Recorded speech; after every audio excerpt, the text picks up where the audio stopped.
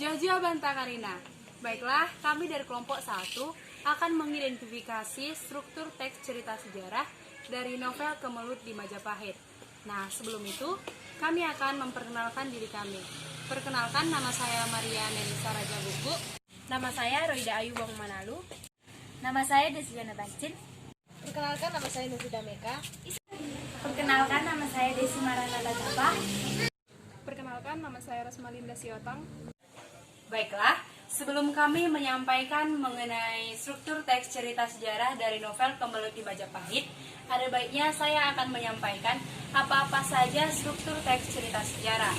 Yang pertama adalah orientasi, kedua pengungkapan peristiwa, ketiga menuju konflik, keempat puncak dari konflik, kelima adalah resolusi, dan keenam adalah koda.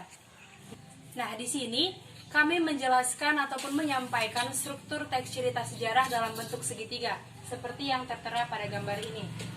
Yang pertama, saya akan menjelaskan mengenai orientasi.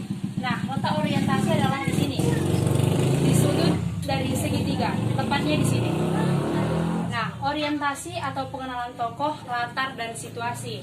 Dari novel Kemelut di Majapahit, terdapat orientasinya pada paragraf yang pertama, yaitu yang pertama, Raden Wijaya berhasil menjadi raja pertama di Majapahit dan bergelar Kertarajasa Jayawardana. Yang kedua, Raden Wijaya tidak melupakan jasa-jasa para senopati yang membantunya. Yang ketiga, Ronggolawe diangkat menjadi adipati di Tuban. Yang keempat, hubungan antara junjungan dan pembantunya amatlah erat dan baik.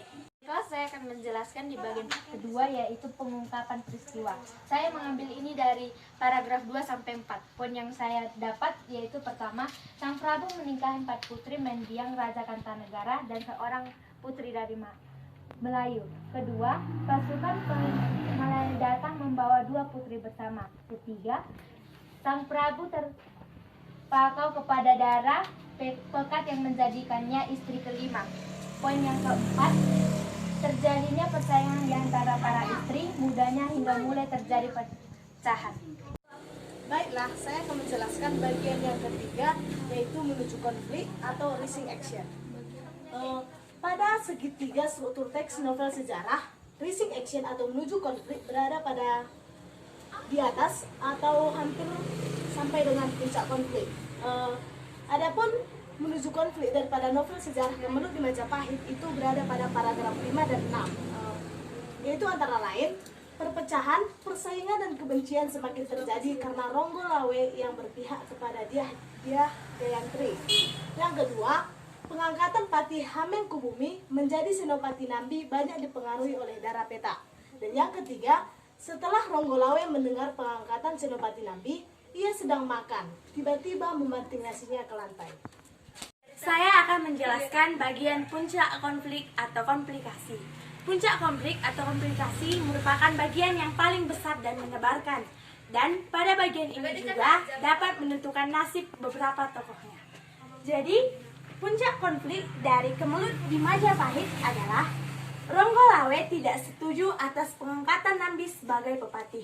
Ia mendatangi Sang Prabu dan melontarkan teguran-teguran kepada Sang Prabu. Patih dan Nambi Anabrang sangat marah kepada Ronggolawe atas kenekatannya. Semua senopati yang saat itu menghadap sangat terkejut dan marah, tetapi mereka tidak berani mencampurinya. Selanjutnya, saya akan menjelaskan bagian resolusi. Resolusi merupakan akhir cerita. Pada bagian ini pula berisi penjelasan ataupun penilaian tentang sikap para tokoh. Pada bagian ini sering pula dinyatakan wujud akhir ataupun kondisi dari tokoh utamanya. Baiklah, dari novel Kemelut di Majapahit, resolusinya yaitu Prabu Kertarajasa tetap tenang, bahkan tersenyum kepada Ronggolawe dan menjelaskan kepada Ronggolawe. Namun, Ronggolawe tetap tidak dapat menerimanya karena ia menganggap bahwa Nambi adalah seorang yang bodoh, lemah, penakut, dan sama sekali tidak berwibawa. Nah, bagian terakhir atau struktur terakhir dari sebuah teks atau novel sejarah adalah bagian koda. Nah, dalam bentuk segitiga, koda ini sejajar dengan orientasi, berada di paling bawah. Nah, Dari cerita teks sejarah atau novel sejarah Kemelut di Majapahit, kami bisa mengambil kesimpulan, kode yang berupa kesimpulan bahwa Sang Prabu banyak dipengaruhi oleh Dara Peta, sehingga menimbulkan tindakan nekat dari Ronggolawe mengenai keputusan Sang Prabu, yaitu pengangkatan Patih Hamengkubumi menjadi Senopati Nambi. Meskipun pada akhirnya mereka berdua tetap mempertahankan pendapat mereka masing-masing atau keputusan mereka masing-masing.